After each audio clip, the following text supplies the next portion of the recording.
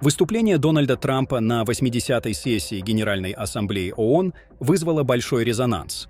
Американский лидер заявил, что в годы его президентства удалось завершить 7 затянувшихся конфликтов. Однако организация, призванная обеспечивать международную безопасность, по его словам, не оказала заметной поддержки. Вместо этого он с иронией отметил, что единственным его опытом взаимодействия с ООН стали технические неполадки и формальные церемонии. При этом Трамп подчеркнул, что потенциал у организации огромный, но он до сих пор не раскрыт. Отдельную часть своего выступления Трамп посвятил вопросам свободы вероисповедания и защиты фундаментальных прав. Он призвал мировое сообщество внимательнее относиться к проблеме дискриминации по религиозному признаку, подчеркнув, что именно христианские общины во многих странах сталкиваются с наибольшими трудностями. По его мнению, защита свободы слова и веры является одним из краеугольных камней международной стабильности и сохранения культурного наследия. Не обошел он вниманием и энергетику. С трибуны Трамп резко поставил под вопрос зависимость Европы от российских энергоресурсов, утверждая, что подобная политика подрывает собственные интересы европейцев. В этом контексте он призвал союзников к более независимому и дальновидному выбору, чтобы избежать рисков, связанных с чрезмерной зависимостью от одного источника поставок. Интересно, что в своем выступлении американский лидер отдельно упомянул Южный Кавказ, перечислив страны, где, по его словам, удалось достичь определенных подвижек в урегулировании конфликтов. В этот раз он аккуратно и без ошибок назвал Армению и Азербайджан, подчеркнув важность их упоминания. Это особенно примечательно, учитывая, что ранее Трамп не раз становился объектом критики из-за неточностей в подобных заявлениях. Не обошлось и без высказываний в адрес Европы. Трамп подверг критике руководство Лондона, заявив, что, по его мнению, британская столица переживает серьезные проблемы, связанные с внутренней политикой и миграционными процессами.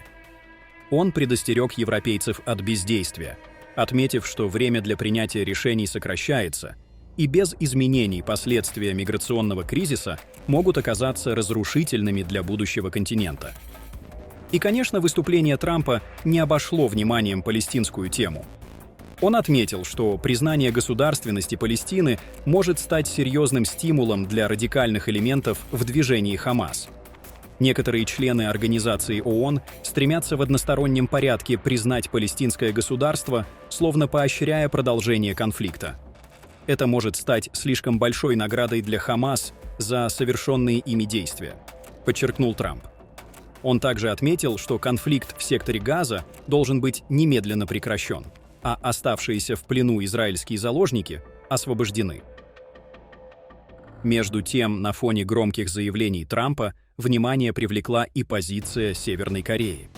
Лидер КНДР Ким Чен Ин заявил, что его страна не намерена отказываться от ядерного оружия, однако готова к переговорам при условии отказа Вашингтона от требований по денуклеаризации. Он также подчеркнул, что Пхеньян не собирается вести диалог с Сеулом, но при этом сохранил теплые личные воспоминания о встречах с Трампом. Эти слова вновь продемонстрировали, что личная дипломатия играет значительную роль даже в самых сложных международных конфликтах. В кулуарах Генассамблеи состоялась встреча Трампа с президентом Украины Владимиром Зеленским. На фоне обсуждения отношений США с НАТО прозвучала жесткая риторика о необходимости защиты воздушного пространства стран Альянса. Позже американский госсекретарь уточнил, что речь идет о действиях исключительно оборонительного характера, что смягчило звучание первоначального заявления. Свое слово на сессии сказал и президент Турции Реджеп Таyyip Эрдоган. Особое внимание в его выступлении было уделено признанию Палестины. Турецкий лидер поздравил страны, которые сделали этот шаг, и выразил надежду, что это ускорит реализацию решения о создании двух государств. При этом он не обошел стороной и тему региональной дипломатии, упомянув о позитивных изменениях в отношениях между Арменией и Азербайджаном, а также о процессе нормализации диалога между Турцией и Арменией. Его слова о том, что этот процесс идет своим путем, аналитики восприняли как намек в адрес Баку, учитывая недавние публикации в азербайджанской и турецкой прессе, где звучала взаимная критика. Продолжая свое выступление, Эрдоган вновь вернулся к теме Газы, показав фотографии разрушений и гуманитарной катастрофы. Его слова были предельно эмоциональными. Он говорил о гибели мирных жителей, ограничениях доступа к медикаментам и воде, о разрушенной инфраструктуре. По мнению Эрдогана, ситуация в Газе представляет собой не военный конфликт в классическом понимании, а глубокий гуманитарный кризис, последствия которого затрагивают весь регион. Стоит отметить, что помимо выступления на Генеральной Ассамблее ООН, Эрдоган дал интервью американскому телеканалу Fox News. В нем он вновь подтвердил, что рассматривает Хамас не как террористическую организацию, а как движение сопротивления. Турецкий лидер критически высказался в адрес израильских властей, указывая на тяжелые последствия их действий для мирного населения Газы. Он подчеркнул, что Турция уже приняла десятки тысяч раненых и оказала им необходимую медицинскую помощь, а также призвал мировое сообщество к немедленному прекращению огня и обеспечению беспрепятственного доступа гуманитарной помощи. На этом фоне особенно заметным стало участие на сессии президента Сирии Ахмеда аш-Шараа, который впервые присутствовал на подобном форуме. Его теплая встреча с эмиром Катара и президентом Турции вызвала широкий интерес. Ожидается, что его переговоры с Трампом будут посвящены вопросам безопасности, санкциям и возможному поиску компромисса с Израилем.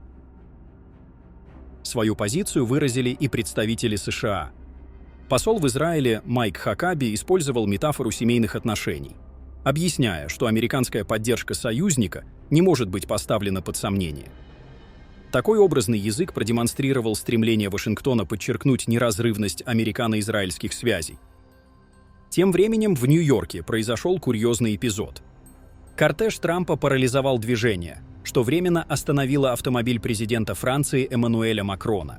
Французский лидер с юмором позвонил своему американскому коллеге, попросив освободить дорогу. На этом фоне президент Палестины Махмуд Аббас, подключившийся к сессии дистанционно, призвал Хамас сложить оружие и искать политическое решение конфликта. Его заявление стало своеобразным контрапунктом к выступлению Эрдогана, подчеркнув различия подходов внутри палестинского общества. Примечательно, что особое внимание вызвал новый доклад ООН, в котором утверждается, что Израиль стремится установить долгосрочный контроль над Газой и расширить свое влияние на западном берегу. В документе говорится о разрушении инфраструктуры и перемещении местного населения, что международные эксперты расценивают как форму коллективного наказания. Израиль отверг выводы комиссии, заявив, что ее работа носит политический характер и не отражает реальной картины.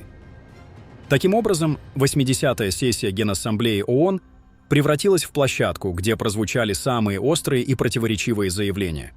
Одни лидеры делали акцент на гуманитарных аспектах, другие — на вопросах безопасности и энергетики, третьи — на региональной дипломатии.